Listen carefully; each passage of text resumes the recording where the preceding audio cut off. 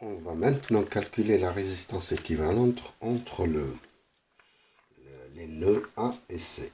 A, C. Donc ici, on va faire cette partie.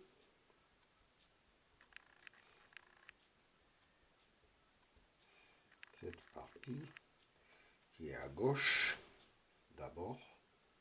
Donc on a quoi? On a R1 plus R2 qui sont en série. C'est la première étape. La deuxième étape, elles sont en parallèle avec R5. C'est la deuxième étape. Puis on ajoute R4. Troisième étape. Puis on est en parallèle avec R3. Quatrième étape. Et puis on ajoute R8. C'est la cinquième étape. Maintenant, on s'occupe de cette partie à droite.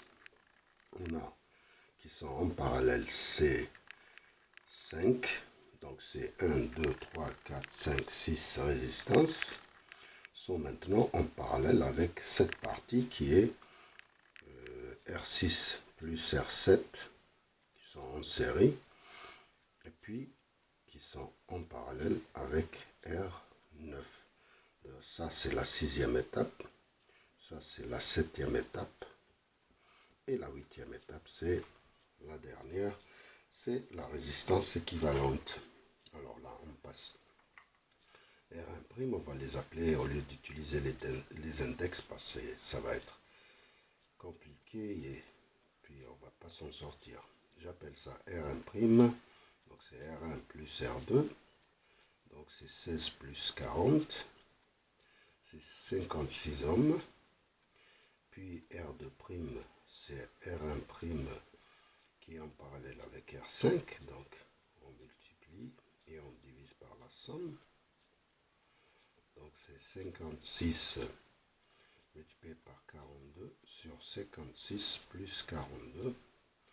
Ça donne 56 plus 42 multiplié par 56 multiplié par 42. Ça nous donne 24 ohms. Maintenant, on ajoute, on calcule R3', c'est R2' plus R4. C'est 24 plus R4 qui fait 6, ça fait 30 ohms. Et maintenant, on est en parallèle avec R3.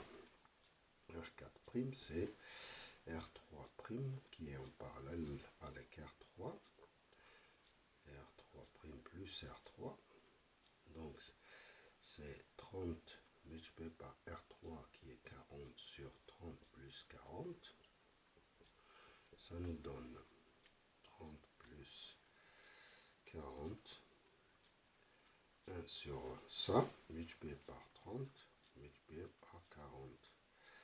Non, ça fait 17,143 ohms. Alors je refais le calcul. 40 plus 30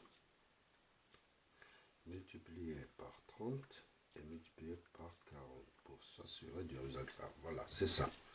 4' maintenant, R4', on l'a calculé. Maintenant, R5' qui est égal à R4' plus R8. Donc c'est 17,143 plus R8. C'est 12, donc ça nous donne plus 12, ça nous donne 29,143 ohms. Voilà, on a calculé la partie gauche qui est 29,143 ohms. Maintenant, on va calculer la partie de droite. Donc R6', c'est égal, donc on fasse rappeler de ça. R6', c'est R6 plus R7. R6 plus R7, c'est 8 plus 12, c'est 20 ohms.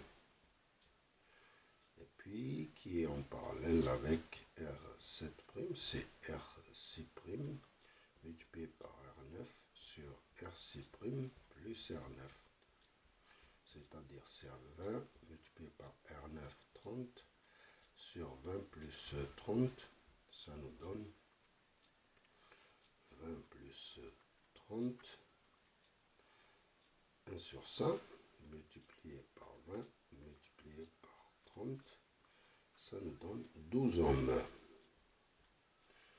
En fait, on a maintenant 12 ohms qui sont en parallèle avec 29, donc on calcule R8' qui est égal à la résistance équivalente, et c'est R5' en parallèle avec R7'. Donc c'est R5' multiplié par R7' sur R5' plus R7'. Donc c'est 12 multiplié par 29,143 sur 12 plus 29,143, et ça nous donne plus 29,143 multiplié par 12 et multiplié par 29,143, et ça nous donne 8,5 ohms. Et voilà notre résistance équivalente entre le point A, entre le nœud A et C. Et je vous remercie.